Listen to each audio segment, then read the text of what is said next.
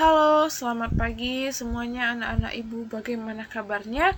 Nah, pada pagi hari ini kita akan belajar mengenai sikap positif terhadap pokok pikiran pembukaan Undang-Undang Dasar Negara Republik Indonesia tahun 1945. Nah, sebelum kita memulai, maka kita awali dengan berdoa. Berdoa dimulai.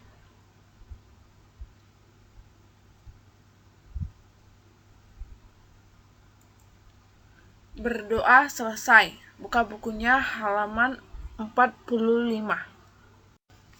Nah, tujuan pembelajaran kita pada pagi hari ini, setelah mengikuti proses pembelajaran, peserta didik diharapkan dapat 1. Menerapkan sikap positif terhadap pembukaan Undang-Undang Dasar Negara Republik Indonesia tahun 1945. Kedua, menunjukkan sikap tanggung jawab dan disiplin dalam melaksanakan pokok-pokok pikiran dalam pembukaan Undang-Undang Dasar Negara Republik Indonesia. Nah, sikap positif terhadap pokok pikiran pembukaan Undang-Undang Dasar Negara Republik Indonesia tahun 1945. Nah, mempertahankan pokok-pokok pikiran dalam pembukaan Undang-Undang Dasar Negara Republik Indonesia tidak hanya dilakukan dengan tidak merubahnya. Nah, namun yang tidak kalah penting adalah mewujudkan pokok-pokok pikiran dalam pembukaan Undang-Undang Dasar Negara Republik Indonesia dalam kehidupan bermasyarakat, berbangsa, dan bernegara. Nah, sikap positif warga negara terhadap pokok pikiran pembukaan Undang-Undang Dasar Negara 45, yaitu terbagi menjadi 5. Pertama, menjalankan ketentuan hukum serta kehidupan berbangsa dan bernegara berdasarkan Undang-Undang Dasar. Kemudian, mensosialisasikan Undang-Undang Dasar ke dalam berbagai kehidupan. Nah, yang ketiga, menjadikan Undang-Undang Dasar sebagai pedoman atas permasalahan ketatanegaraan atau kehidupan berbangsa dan bernegara. Kemudian, menjadikan sikap yang konstitusional. Nah, yang terakhir, menjadikan Undang-Undang Dasar sebagai sumber hukum dari berbagai produk hukum yang ingin dibuat karena telah dijiwai oleh nilai-nilai dasar bangsa Indonesia. Paham ya?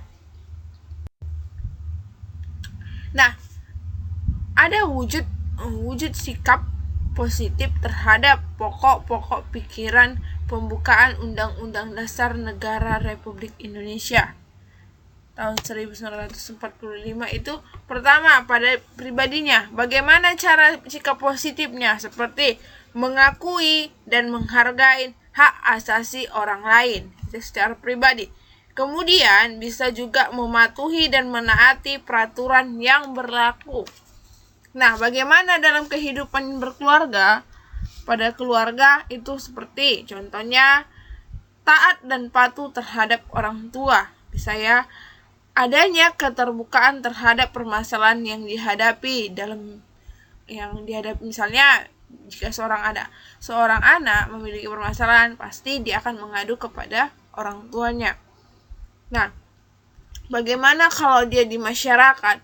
Di masyarakat itu seperti menjunjung tinggi norma-norma pergaulan. Kemudian mengikuti kegiatan yang ada dalam Karang Taruna atau yang ada pada masyarakat. Paham ya sampai di sini? Nah, fungsi pokok Undang-Undang Dasar adalah untuk membatasi kekuasaan pemerintah sedemikian rupa sehingga penyelenggaraan kekuasaan tidak bersifat sewenang-wenang, ya. Nah, ada budaya yang harus ditaati. Pertama, budaya taat asas. Bagaimana budaya taat asas? Itu berarti patuh dan tunduk pada dasar atau prinsip-prinsip konstitusi negara. Oke. Konstitusi negara dibuat supaya menjadi pedoman atau aturan main dalam penyelenggaraan kehidupan di negara. Nah, kemudian ada dia budaya taat hukum. Nah, ini bagaimana? Berarti budaya taat hukum adanya keinginan dari setiap warga negara untuk tunduk dan patuh terhadap semua produk peraturan baik yang tertulis maupun tidak tertulis. Nah, tata hukum merupakan wujud perilaku bagi setiap warga negara yang dengan penuh kesadaran melaksanakan hak dan kewajiban sesuai dengan ketentuan yang berlaku atau yang mengaturnya. Paham ya? Nah, jadi begitulah sikap-sikap bagaimana sikap positif terhadap pokok pikiran dalam pembukaan Undang-Undang Dasar Negara Republik Indonesia. Terima kasih. Paham sampai di sini anak-anak ibu? Apabila tidak paham, silakan bertanya kepada ibu. Terima kasih. Selamat pagi. Salam sehat untuk kita semuanya.